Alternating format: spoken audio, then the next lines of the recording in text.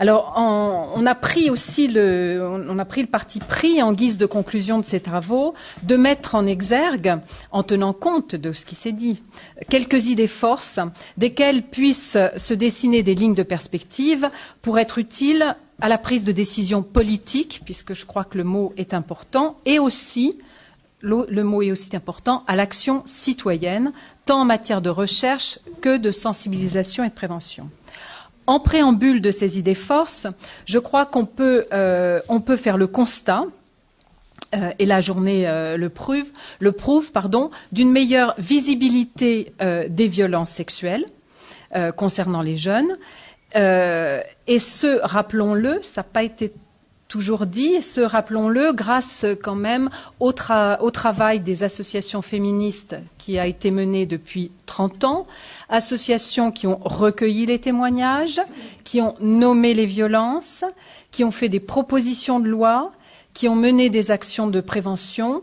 et je dois en oublier. Pour autant, malgré cette meilleure visibilité,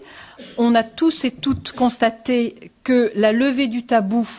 on a parlé d'impensé, la levée du tabou reste très partielle et qu'il subsiste, notamment concernant les violences sexuelles et les jeunes, de très fortes zones d'ombre, que ce soit les violences subies par les garçons, que ce soit les violences homophobes, que ce soit les violences lesbophobes, on n'a pas prononcé le mot, je vais donc le prononcer, les violences prostitutionnelles, qui sont les unes et les autres liées à la tolérance sociale des violences. Alors la première idée force que je voudrais ici rappeler vise le cadre interprétatif des violences. Et je voudrais rappeler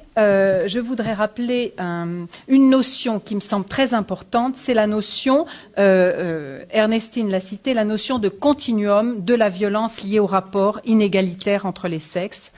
Ces rapports inégalitaires entre les sexes qui sont ici donc renforcés par le rapport social d'âge. Dans des assises qui sont consacrées donc cette année à égalité des sexes et sexualité, il a été choisi donc de ne pas exclure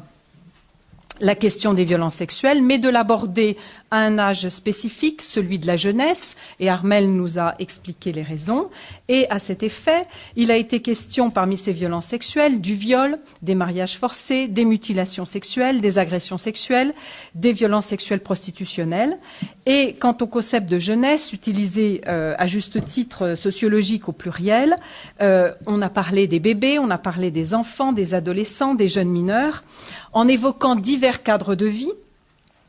notamment le cadre familial, mais aussi le cadre du sport et des loisirs. On a aussi parlé de la culture, d'ailleurs, le cadre familial. Donc vous l'avez compris, face au caractère protéiforme et éclaté de ces violences sexuelles qui est accentué encore par l'âge, il est important de rappeler ici l'intérêt théorique de la notion de continuum, qui, même si la pratique, évidemment, nous oblige à la segmentation de ce continuum. Contrairement à ce que certains et certaines croient, le continuum ne met pas sur le même plan d'importance une gifle ou une lapidation et ne contient pas non plus l'idée d'un inéluctable crescendo, mais cette notion va nous permettre de tenir ensemble sans les hiérarchiser, sans les opposer l'une aux autres, toutes les manifestations de violence, des violences justement liées au sexe, pour mettre au jour ce répertoire de pratiques, pour en appréhender les mécanismes et pour produire un sens social et politique à cette violence.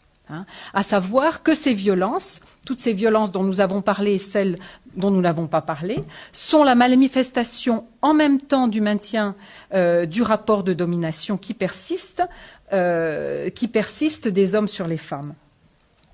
Alors, quand on tente théoriquement d'introduire de la discontinuité d'entre ces violences,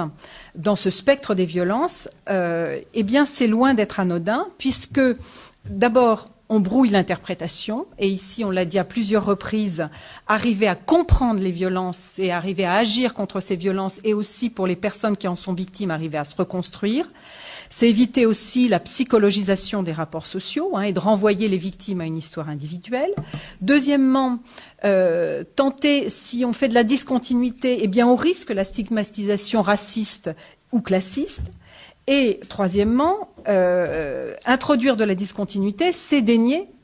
tout droit à la parole au plus faible et cautionner le rapport de force qui est inhérent à toute violence et ce qui distingue justement la violence du conflit. La deuxième idée force sur laquelle je veux revenir,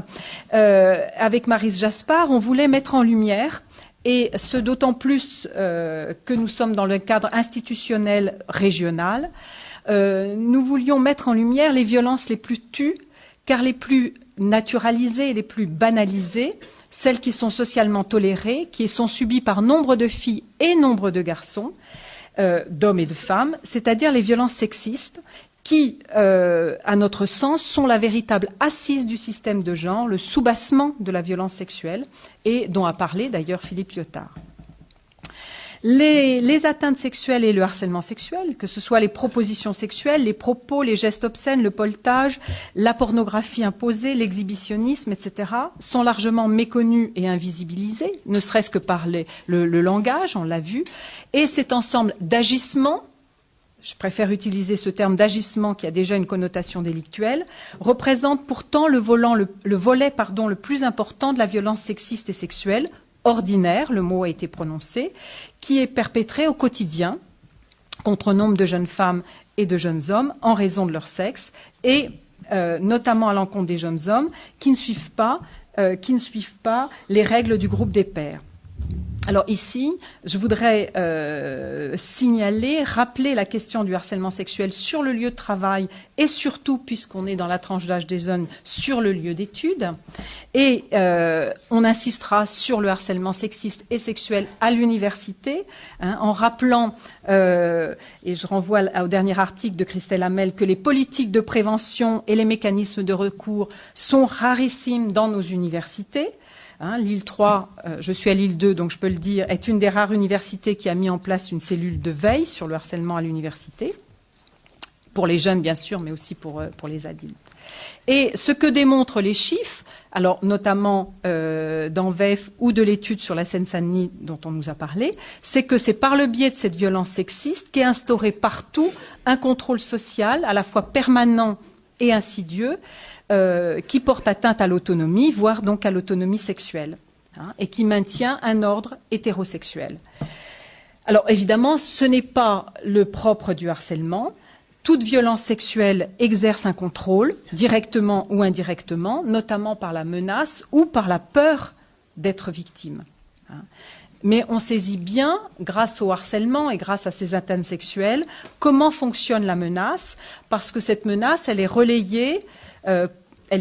par la violence verbale, elle est relayée par la violence psychologique, elle est diffuse, elle est quasi impalpable, on n'arrive pas à mettre des mots, et en réalité, elle touche un nombre important de personnes, d'où son efficacité d'ailleurs renforcée comme instrument de contrôle. On voudrait revenir, et ce n'est pas seulement pour faire plaisir à Anne Le Gall, sur les violences sexuelles dans la relation amoureuse.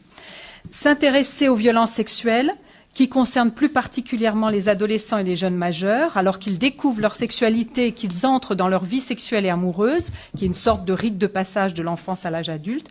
permet de mettre au jour le lien violence et sexualité. Et là, je voudrais effectivement rappeler que ce lien entre violence et sexualité est encore trop peu envisagé et exploré, et que il me semble que nos recherches devraient porter sur ce point-là. Cette entrée dans la vie sexuelle est soumise à des normes fortement sexuées et très souvent sexistes. C'est donc un moment clé pour agir et pour prévenir ces comportements sexistes qui sont à la base des violences sexuelles, comme je l'ai déjà dit. Même, et ça on est bien d'accord tous et toutes, que l'éducation au respect de l'autre doit commencer dès le plus jeune âge, dans les divers lieux de socialisation, dans la famille, et on l'a aussi rappelé, dans les médias. Troisième idée, les études concernant les violences restent rares. Alors en Île-de-France, il faut le rappeler, on a la chance d'avoir une enquête détaillée sur les comportements sexistes et les violences contre les filles dans les relations filles-garçons. Le seul écueil est qu'elle ne concerne que les filles de 18 à 21 ans de Seine-Saint-Denis. Cette enquête porte sur un échantillon de 1600 jeunes femmes et elle apporte des enseignements détaillés très riches. Elle montre l'ampleur du phénomène. Ernestine René a cité quelques chiffres. et Emmanuel Piette aussi. Elle montre l'ampleur du phénomène, notamment l'importance des violences sexuelles dans le cadre des relations amoureuses et dans l'entrée dans la vie sexuelle, et l'importance des violences sexistes dans l'espace public, qui conduit à un empêchement des femmes de circuler librement dans l'espace public et d'être autonomes.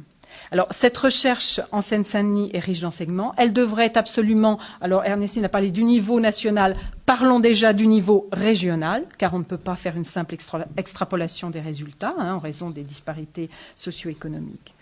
Il est également, ça a été dit, indispensable d'élargir le questionnement aux garçons. Les garçons sont eux-mêmes victimes de violences sexuelles, ça a été dit à plusieurs reprises. C'est là aussi un phénomène tabou, caché, et qui trouve aussi son origine dans les rapports sociaux de sexe, dans les constructions des masculinités des garçons, dans un contexte très normatif de l'adolescence, relayé par le groupe des pairs. Ainsi, les violences que subissent les garçons s'inscrivent sous le double sceau du sexisme et de l'homophobie. L'homophobie repose en grande partie sur la dévalorisation liée à la féminisation, entre guillemets, supposée de l'homosexuel masculin. Et la lesbophobie a certainement, on n'en a pas parlé, a des ressorts plus complexes, mais elle est tout autant génératrice de violences sexuelles. Et il a été montré dans les diverses enquêtes que l'exposition au risque de subir ou d'avoir subi des violences est beaucoup plus grand parmi les femmes homo ou bisexuelles. On voit bien qu'on ne peut traiter des questions des violences sans une analyse plus fine des comportements et plus précisément des relations entre filles et garçons, ce qui évidemment n'exclut pas qu'on prenne en compte le contexte institutionnel et familial au moment crucial de leur construction en tant qu'adultes, qu'en tant qu'éventuels futurs parents et donc porteurs de normes éducatives. Il faut aussi signaler l'opportunité de mener des recherches en milieu étudiant, pratique que Marie Jaspard d'ailleurs a largement expérimentée avec succès, même sans moyens, et qui se montre relativement efficace, Philippe Lyotard aussi en a parlé, comme un outil de connaissance et comme un outil de sensibilisation. Et évidemment, là encore, il faut le rappeler, on a besoin de partenariats financiers qui pourraient renforcer l'impact de ces opérations. Enfin, il manque des études, ça a été dit aussi, sur les représentations du masculin et du féminin dans les médias. Ça a été souligné, je crois que c'est nécessaire. Quatrième et dernier point, évidemment, la prévention. Une connaissance approfondie des questions de violence sur des échantillons représentatifs vont permettre d'adapter les politiques de prévention dans tous les secteurs d'action pertinents. Et c'est ça qui me semble important, à la fois que ces campagnes de prévention aient lieu dans la durée et en même temps dans différents domaines. On a parlé du sport, de la culture, des loisirs d'une manière générale, des écoles, des universités, des centres de santé, etc. Alors, ça ne veut pas dire que la prévention, on l'a dit aussi, n'est pas nécessaire pour les adultes, mais elle apparaît évidemment incontournable en ce qui concerne les plus jeunes. L'autre enseignement de l'étude menée en Seine-Saint-Denis, c'est que les résultats élevés de violences obtenus sont liés, ne l'oublions pas, à la tradition, entre guillemets, parfois la tradition a du bon, de prévention qui a été menée dans le département grâce à l'Observatoire. Et ces campagnes, comme je le disais tout à l'heure, mais j'aime bien me répéter, ces campagnes de prévention ont peut-être contribué à libérer la parole, mais surtout à ce que les adultes, les professionnels savent écouter cette parole. Pour conclure, nous voudrions insister devant la fréquence du sexisme et de la violence, devant l'ampleur du non-dit que chaque nouvelle étude révèle, sur la nécessité pour chacun et chacune d'entre nous, j'allais dire au-delà de sa position professionnelle, il nous semble important pour chacun et chacune d'entre nous d'agir et de réagir en tant que citoyens et citoyennes devant ces violences sexuelles et sexistes dont nous pouvons être témoins et confidents. et au premier chef, et j'allais dire à minima, de savoir nommer ces violences pour qu'elles soient véritablement prises en compte. Avant de pouvoir nommer les violences, il faut d'abord pouvoir nommer les femmes. Parce que mon expérience de nouvelle élue au Conseil régional, souhaitant lancer une politique d'action sociale vis-à-vis des femmes, je me suis trouvée dans une situation où il a fallu dire que n'auraient droit à notre soutien que les femmes en difficulté, alors que ce que je voulais, c'était qu'on considère les femmes comme les personnes âgées ou d'autres personnes qui ont besoin d'un soutien politique à un moment donné, comme des actrices à part entière. Et finalement, première décision, nous avons nommé les femmes en les limitant aux femmes en difficulté. Donc vous le voyez, je crois que pour arriver à poser ces questions, il nous faut mener la bataille pour l'égalité, ou peut-être pour l'égalité, et nous ne devons en aucune manière oublier cette bataille. Et je crois qu'en politique, ça doit être la priorité. Ensuite, bien sûr, il ne s'agit pas seulement de nommer, de dire les violences, encore faut-il être en situation d'apporter des réponses appropriées aux problèmes qu'on a soulevés. Et de ce point de vue-là, je dirais que nous avons peut-être réussi quelque chose au Conseil régional depuis l'arrivée de Michel Loup, d'ailleurs, qui a été en charge d'une mission à l'égalité entre les femmes et les hommes. C'est que nous avons essayé de mettre en place un parcours complet qui aille du diagnostic à la prise en charge. Alors, le diagnostic, il faut dire, j'ai été aidée en la matière par le fait qu'au niveau national, l'enquête en VEF était en cours de lancement quand j'étais nouvelle élue. Et donc, nous avons pu, à travers un partenariat institutionnel atypique, parce que de fait, j'ai décroché mon téléphone pour appeler la personne qui était en charge je ne sais plus d'ailleurs quel était totalement son titre, Geneviève Fraisse, elle était... Merci Michel, déléguée interministérielle aux droits des femmes. Et j'ai décroché mon téléphone après avoir lu un appel au secours dans Le Monde. Donc vous le voyez, il ne faut pas croire que le partenariat entre institutions est un processus lent fait de réunions. Non, ça peut être aussi fait de court-circuit. En tout cas, cela a permis de lancer au Conseil régional un débat sur la violence faite aux femmes, ne serait-ce que sur son effectivité, puisque de fait, dans un premier temps, vous imaginez bien qu'on a eu droit à des débats pour savoir si finalement la violence faite aux femmes n'était pas une invention de certaines féministes, et si, après tout, il n'y a pas de la violence dans la société en général, et puis tout ça, finalement, serait équilibré. À partir de cet acquis, le lancement de l'enquête et ses résultats, nous avons pu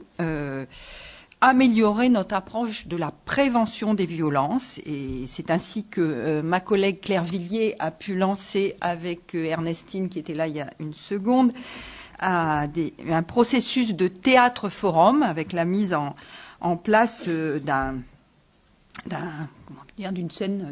d'une œuvre théâtrale coopérative, participative, pour alerter sur la question. Mais vous le voyez, nous avons l'ambition d'utiliser cette approche pour améliorer la formation, notamment des étudiants dans les formations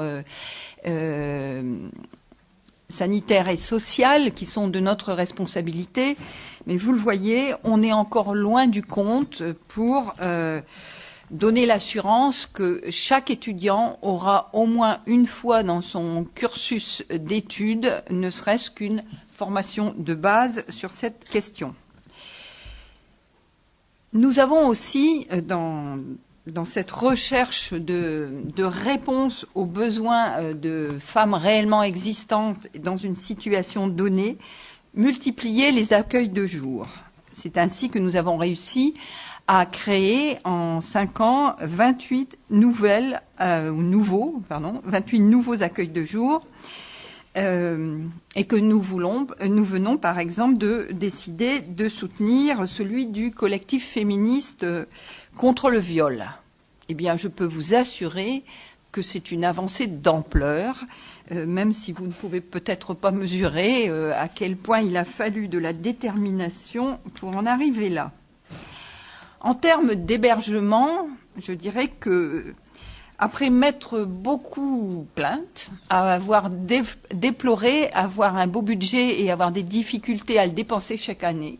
eh bien, finalement, après un décollage très difficile, nous avons réussi à faire, je dirais, une réalisation dont j'estime qu'en tant qu'élue qui va bientôt faire son bilan, je pourrais être fière, puisque nous avons réussi à participer au soutien à 57 centres. 1800 places ont été améliorées ou créées, et finalement, nous avons réussi à créer du nouvel accueil